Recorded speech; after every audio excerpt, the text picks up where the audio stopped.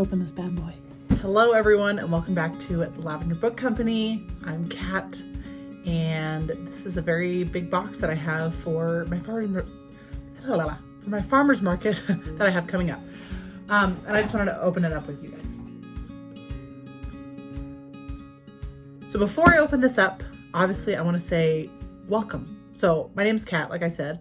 I am a mom of two, but on here, I am just kind of giving a behind the scenes of what it's like to create children's books, have a small business, and all that kind of fun jazz. So if that sounds interesting to you, please hit the subscribe button. I'd love to have you around. Consider dropping me a like. Definitely helps me out. You guys should definitely subscribe because I'm closing in on 1,000 subscribers and I'm so stoked about that. I cannot believe that. That is freaking wild. So for anyone who doesn't know, I have signed up for a few farmers markets that are local to me. And so I've decided to sign up for 3 days so far, and I'm going to kind of see how they go. I didn't want to invest too much money into it, but this was like the first purchase that I've done, like a business purchase with my business debit card. So that was kind of fun. That was kind of a cool experience. But so I did want to get just a few things like for displays, and I had to get like a little canopy tent for like over the table, and some things like that. So let's go ahead and open this up. All right, so I didn't get too much, but I did get some of these tablecloths, and I originally was going to get like regular tablecloths, and then I remembered that I'm going to be outside, and in Utah, it tends to get windy very quickly. And so I wanted to get these stretchy ones so that in that way I don't have to worry about them like blowing all over the place and whatnot. Of course, I got it in the lavender color. I'm not going to do a ton of lavender stuff. This is honestly going to be the only lavender thing that I have because I've always told you guys I don't want it to be kitschy. So I did get those. And then I do need to I need to get like a sign, not only because I want to like have my company name out there, but also because it's like required from like the farmers market people. You have to like have your business displayed, like your business company name or whatever displayed. But I'm going to be ordering like a canvas sign with my company like logo and whatnot on it. And so then that way that will go over the lavender tablecloth. So that'll be really cute. And then I also showed on Instagram, I have some, because I asked what y'all would recommend for farmers markets and like what would pull you into one or some kind of fun ideas that you've seen at one, like what you recommend. So I did get some flowers because you guys suggested that. So I got some fake flowers just for cost sake and reality. You know, I didn't want to continue to keep buying flowers every time. That would get kind of pricey. So I did get some fake flowers to put on the display on my table. Someone also gave me the idea of having like coloring book pages for the kids. So then that way like parents can take just a little extra time to kind of look around and whatnot. So I am going to have some coloring book pages for kids. And they're going to be the coloring book pages that I came up with. I'm just going to they're just going to make them a little smaller. And then I'll just have some crayons there for them. If I have room in the car, my in-laws have like a kid's lifetime picnic table, like a kid-size one. So if there's space, then I will take it and I will bring it with me. So I'm really excited about that. I think that's gonna be really cute. Okay, and then so I decided, oh, what size are these? Oh, they're like folded up. Okay, good. Oh, that scared me. Okay, so I decided, I was kind of debating on for like bags to put the book in or whatever people want to get. I decided between either like paper bags and then I could stamp my company logo on them, or I thought of how good it would be to have clear bags so then people, when they're walking around, people can see the book as they're walking around and whatnot. So that's what I decided on. I decided on clear bags. Just for the products that I have, just for the book that I have, I feel like it's really going to help. So I did get some bigger, these are like 9-inch by 12-inch bags. They're just kind of folded up. That's what scared me. And then I did get some smaller little bags just in case people like only want to get like a bookmark or one of the smaller items. So that way I just have the 2 different sizes and that'll be good. Then I don't have to worry about it. I don't have to worry about stamping anything. I'll be fine. Oh, okay. So I hope this works. I wanted to get something for the chain bookmarks because they're on those paper like jewelry things. So I wanted to get something that I could display like that. So this is going to be, so this has like little pegs on it. See if I can get this out of here without freaking just ruining it even more.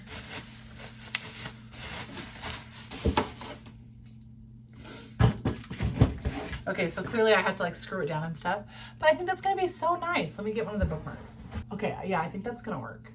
So, because they were so long, I knew there was gonna be some other like pegs in the way, but that way I can have each style like kind of hung up here, and I think that'll be really cute. I think that's gonna look nice. I think this is the other display. And then I decided for Mother James's recipes, I had like a little, just like a little square shallow basket.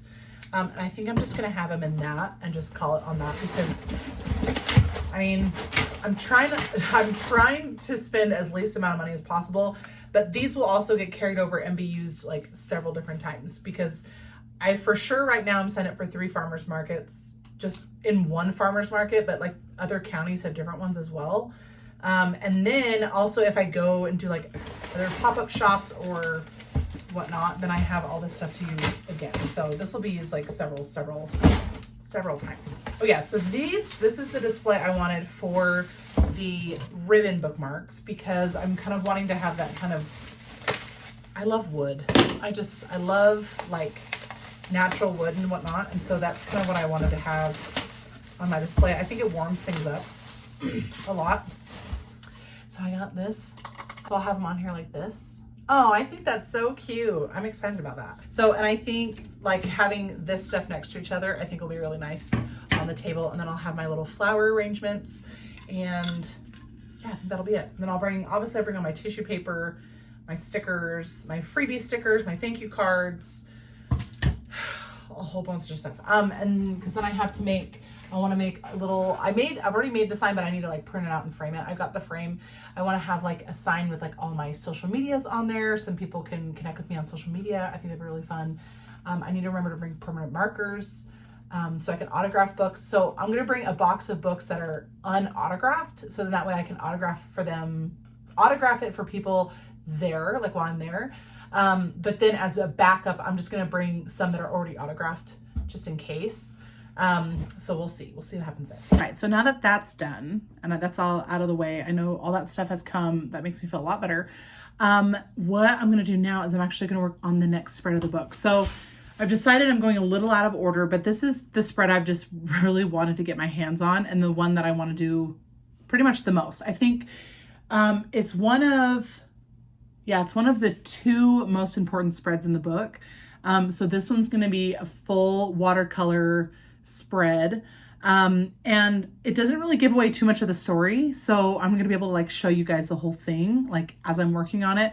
I might have to work on it in chunks depending on like the watercolor. I do have like a heat gun, so I can kind of speed up like the heating process and stuff. But I'll show you guys that as it's like coming along. So I'm very excited about it. You guys would have seen in the last video that I've like actually like set myself time to work on the book, because what was happening was I was just getting so busy between everything that my second book, it wasn't really moving along as quickly as I wanted it to. And obviously if I had just tons more free time, then I would be able to work on it more, but I just don't right now. So right now I have Tuesday night to work on my book. So that's what I have right now. If I have any extra time, I will work on it, but I'm also not wanting to like burn myself out. So, one thing at a time. Okay, so I have showed you guys before, like I've talked about like rough sketches. This is what I mean by rough sketch. Like I go rough on it. So like I don't really put in like any details or anything, but it gives me an idea of what I want the spread to look like. And as you guys can see, this is a second draft of this, but I love this one so much more. I think it's going to be so much more impactful. So I'm very, very excited about this one. So this is what we're doing today. We're doing a full spread watercolor of a bunch of wildflowers.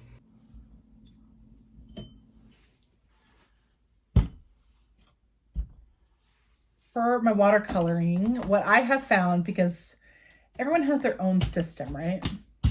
Everyone has their own thing that they like to do. So what I have found is, so I do have my warm and cool color cups here. These glasses are these are like a fun find. So I actually found these in an antique store, And so these are like antique and they're super thick glass, but I just thought they were so cool. I loved them. And I loved how they had like a warm and a cool color. And I was like, that's freaking perfect.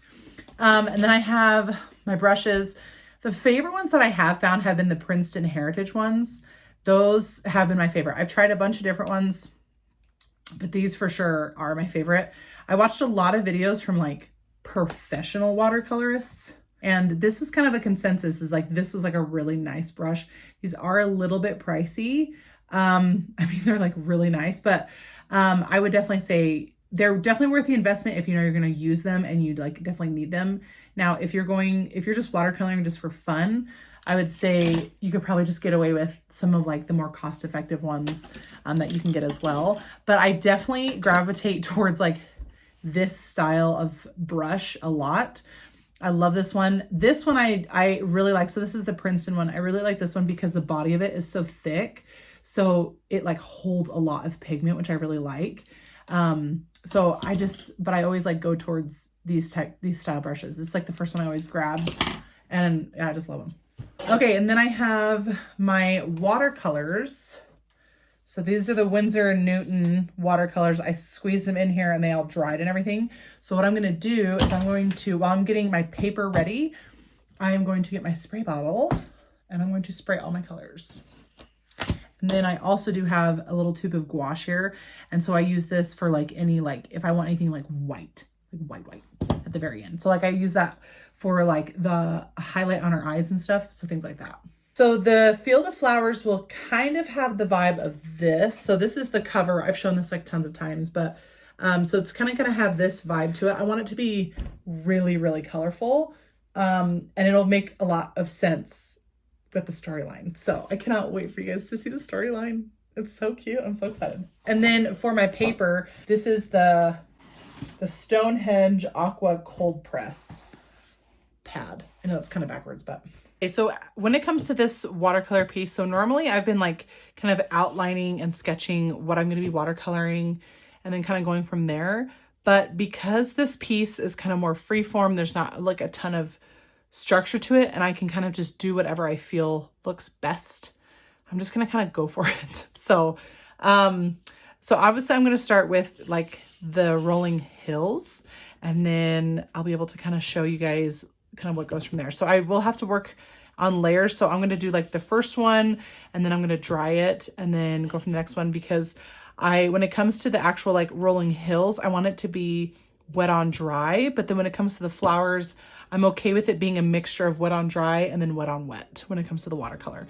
So I'm going to go ahead and start doing that.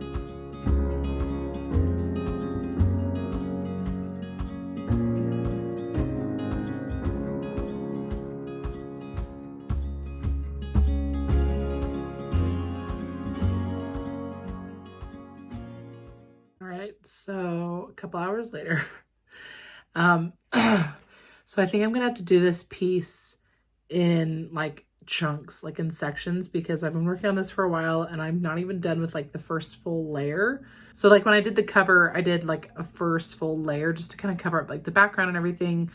And then I kind of went in on top with like more details, and that's what I'm wanting to do here as well. So I'll show you guys where I'm at, and then I probably will show you guys will probably honestly see like the finished result later here. But if you're wanting to see it sooner, or if you're wanting to see more kind of like a step-by-step or more steps like in between, I guess, then definitely follow me over on my Instagram. I'll give more updates on this piece like as it's coming along.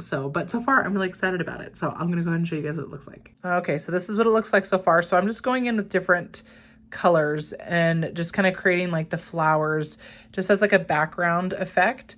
And I am wanting this to be more, I I think impressionistic is the word I'm wanting. Like I'm wanting it to just be a little more impressionistic, and you're really only going to see more of the detailed flowers like up here in the foreground. And then in the background, they're going to stay more of this like kind of blurred feel to it. So that's the kind of feel I'm wanting to go for. But yeah, so I'm going to go in with more colors and kind of continue to fill in all the other little empty spots. And then once that's all set and done, then I'll go in with more like details. That's what I kind of did here on the cover. So I did more like wet on wet for the cover, like to get like the background filled. And then I went in and just kind of did some more little detail pieces, but it was still not like super over the top either. It was just enough to kind of put in some like details and stuff. So, but I really like the way this one turned out. And so that's going to be kind of a similar vibe that I'm going for this one. Thank you so much for joining me tonight. I hope you guys enjoyed some of the behind the scenes on my book too. I'm very excited. I think I'll probably share the title probably within the next couple months. I'm wanting to make sure I'm kind of in a good point here, because once I announce the title, then I kind of want everything to kind of quickly move after that. So I'm very excited. I cannot wait for you guys to hear this story. It's a very sweet story. And when I read the manuscript to my one friend, she got very emotional, and so it was very sweet. So I'm very, very excited for you guys to see this one. If you would like to get your copy of my first book, The Adventure of Theodore James, the link is down below. I'd appreciate any support. It means the freaking world. And I just know your kids are going to love Theodore so much. But that's all that I have for you guys today. So definitely make sure to subscribe. I'd love to have you around. Smash the like button if you enjoyed tonight's video and you want more behind the scenes content. And I will see you guys in the next one. Bye.